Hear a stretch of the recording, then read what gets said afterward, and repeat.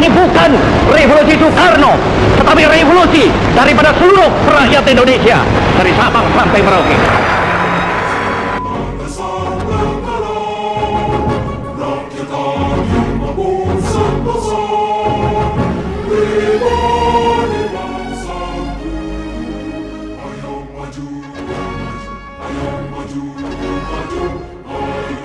Malam itu aku menggali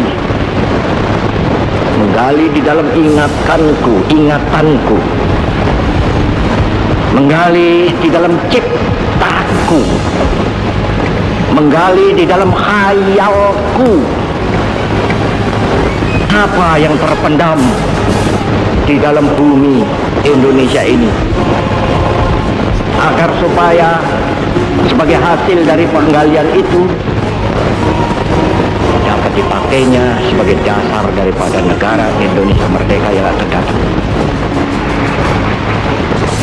Sudah terbukti bahwa Pancasila yang saya gali dan saya persembahkan kepada rakyat Indonesia, bahwa Pancasila itu adalah benar-benar satu dasar yang dinamis, satu dasar yang benar-benar dapat menghimpun segenap tenaga rakyat Indonesia, satu dasar yang benar-benar bisa mempersatukan rakyat Indonesia itu untuk bukan saja mencetuskan revolusi, tetapi juga mengakhiri revolusi ini dengan hasil yang baik.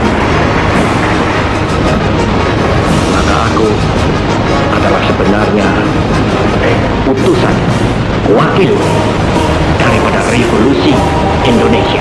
Revolusi Indonesia ini bukan revolusi Soekarno, tetapi revolusi daripada seluruh rakyat Indonesia, dari Sabang sampai Merauke. Nama gue Ihsan Maulana. Jadi di sini gue bakal ngebuat konten tentang Vox Pop. Gue di sini bakalan nanya tentang Pancasila. Jadi masih pada inget nggak sih tentang Pancasila? Video berikutnya silakan ditonton. Kak, boleh nanya nggak? Iya boleh. Tahu lambang negara nggak? Tahu? Lambang negara itu apa? Garuda. Ya. Lambang negara itu ibarat kata kayak simbol dari negara Indonesia. Itu apaan? Garuda, burung Garuda. Terus kalau misalnya dasar-dasar negara itu? Pancasila dong.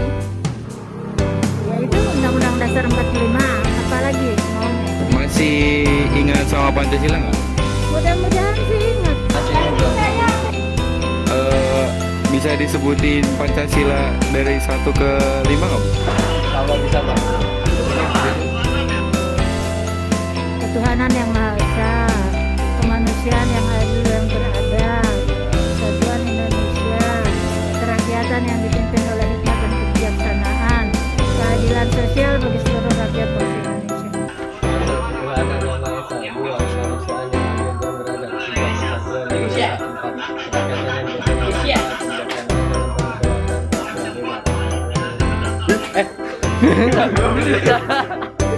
oleh Tahu sila keempat nggak? Tahu. Itu kan? Kerakyatan yang dipimpin oleh hikmat kebijaksanaan dalam permusyawaratan dan perwakilan. Oke Bu. Kalau udah diterapin dalam kehidupan sehari-hari belum Bu? Kalau Pancasila? Udah mungkin ya 85%. Ya udah. Pastilah. Apalagi sila yang pertama, itu kewajiban kita. Ya udah gitu aja sih Bu yang pengen ditanyain ya. Maaf ya Bu mengganggu waktunya. Terima kasih. Halo teman-teman, kenalin nama gue Winda Dwi Rahmawati. Gue di sini bakal wawancara narasumber kita dari mahasiswa hukum UPN Jakarta.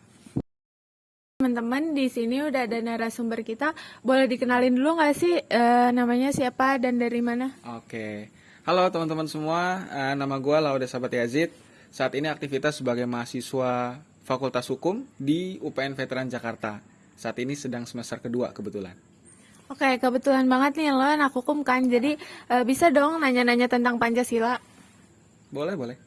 Oke, menurut lo nih ya, Pancasila itu apa sih dan apa yang bisa kita amalkan dari Pancasila dalam kehidupan sehari-hari? Oke, berbicara tentang Pancasila dan pengamalan Pancasila dalam kehidupan sehari-hari, sebelum kita berbicara masalah implementasi, pasti kita harus tahu dulu nih, kenapa Pancasila itu ada di Indonesia, dari faktor filosofisnya. Nah, yang paling sederhananya nih teman-teman, adanya Pancasila karena Indonesia ini menuntut kerukunan di tengah pluralisme yang ada di Indonesia, atau di tengah keberagaman yang ada di Indonesia. Kita tahu nih, kalau kita berbeda-beda, pasti kita bakal bentrok. Kalau kita berbeda-beda, pasti kita akan berdebat, dan masih banyak lagi pertumpahan darah bahkan yang bisa disebabkan karena perbedaan. Untuk itu, dengan adanya Pancasila ini menyatukan kita sebagai masyarakat Indonesia untuk bersama-sama memiliki pandangan hidup yang sama, konsolidasi pandangan hidup melalui Pancasila ini. Nah, mengenai masalah implementasi. Kalau kita ulik satu persatu sila dalam Pancasila. Oke, gue bahas ya dari sila yang pertama nih. Sila yang pertama itu kan ketuhanan yang Maha Esa ya. Ketuhanan yang Maha Esa. Di Pancasila ini sudah membahas masalah ketuhanan. Artinya, antara Pancasila negara dengan ketuhanan agama, ini merupakan dua tangan yang saling berjabat. Bukan justru agama merupakan musuh terbesar Pancasila.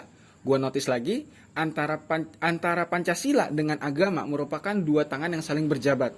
Bukan malah agama yang jadi musuh terbesar Pancasila. Terus bagaimana cara implementasinya? Yang pertama, tentunya kita harus beragama. Kalau kita nggak percaya adanya Tuhan, kalau kita nggak beragama, secara tidak langsung kita sudah menyalahi sila yang... Nah, oke, yang kedua ini adalah kita bersikap toleransi, gitu ya. Toleransi dalam beragama. Karena walaupun kita memiliki kepercayaan beragama, kita juga harus percaya dan kita juga harus toleransi kalau misalnya teman-teman kita, saudara-saudara kita sebangsa itu memiliki kepercayaan yang berbeda dengan kita. Kita berikan akses dia untuk beribadah, berikan akses dia untuk memiliki kepercayaan masing-masing, yang itu merupakan sarana untuk menjalin kerukunan dengan mereka. Gitu ya. Itu adalah implementasi daripada sila yang pertama. Nah, di sila yang kedua ini kan kemanusiaan yang adil dan beradab. Kemanusiaan yang adil dan beradab. Sebagai orang Indonesia, pasti kita erat dengan karakter rukun, erat dengan karakter sopan, santun, gitu ya. Karena itu hal-hal kebaikan, karakter-karakter kebaikan kita dalam bersosial harus kita wujudkan untuk memenuhi daripada sila kedua ini, gitu. Nah, untuk sila ketiga itu persatuan Indonesia. Kita tahu nih, Indonesia ini punya budaya yang beragam. Orang Jawa dengan lemah lembutnya, orang Batak dengan kecerdasannya, dan orang Papua dengan keberaniannya, gitu ya. Nah, bagaimana kelebihan-kelebihan dari budaya masing-masing ini bisa kita sama-sama berikan akses untuk bersatu di dalam bumi Indonesia, gitu, di dalam tanah air Indonesia, sehingga hal tersebut menjadi sebuah persatuan yang kuat, dan Indonesia tidak mudah tergoyahkan, gitu ya, tidak mudah tergoyahkan dengan adanya persatuan daripada budaya-budaya yang ada di Indonesia. Itu yang ketiga. Oke, sila yang keempat ini adalah kerakyatan yang dipimpin oleh hikmat kebijaksanaan dalam permusyawaratan perwakilan. Implementasinya adalah sebagai orang Indonesia kita harus siap berdemokrasi. Sebagai orang Indonesia kita harus siap bermusyawarah, dan sebagai orang Indonesia kita harus siap memilih dan dipilih. Itu adalah sila keempat. Nah, yang terakhir sila kelima, keadilan sosial bagi seluruh rakyat Indonesia. Kita sebagai rakyat Indonesia, seluruh rakyat Indonesia memiliki hak-hak yang sama. Terutama ada salah satu bahasan gua di hukum itu, ada yang namanya equality before the law, atau persamaan diri di hadapan hukum. Gitu. Jadi ini merupakan sarana untuk memperoleh keadilan ya, sarana untuk memperoleh keadilan. Jadi nggak ada yang pisau yang tajam di bawah tumpul di atas, walaupun memang kenyataannya memang seperti itu ya, namun sistem hukum yang dibuat dan ketentuan hukum yang ada itu sebetulnya mengatur keadilan secara menyeluruh. Namun dalam hukum formal atau implementasinya itu mungkin ada hal-hal yang mungkin perlu diperbaiki, terutama bagi kita nih generasi Indonesia yang mungkin suatu saat juga akan menggeluti bidang itu dan memberikan perbaikan-perbaikan bagi kualitas hukum yang ada di Indonesia. Itu sih terkait Pancasila ya, terkait bagaimana implementasi 5 sila yang bisa gue jelasin gitu. Oke, satu lagi nih, apa sih yang mau lu sampein ke kayak kita nih generasi-generasi penerus bangsa kayak gini? Oke, terkait Pancasila ya. Jadi pesan gue untuk kita semua nih, terutama anak-anak muda ya, yuk sama-sama kita lebih menekankan diri kita dalam setiap aktivitas kita dalam koridor Pancasila.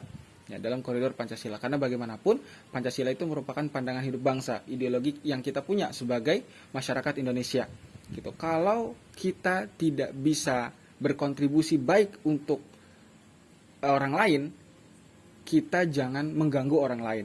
Kalau kita tidak bisa berkontribusi lebih untuk Indonesia, kita jangan memperburuk kualitas SDM yang ada di Indonesia. Intinya gitu sih. Jadi berbuatlah sebisa kita, berbuatlah kebaikan, dan jangan berbuat kerusakan. Oke, kalau kayak gitu, makasih ya Laude atas jawaban-jawaban lo. Semoga ini bisa buat jadi pelajaran buat kita juga, buat semuanya. Oke teman-teman, segitu aja wawancara dari narasumber kita. Sekian, dadah.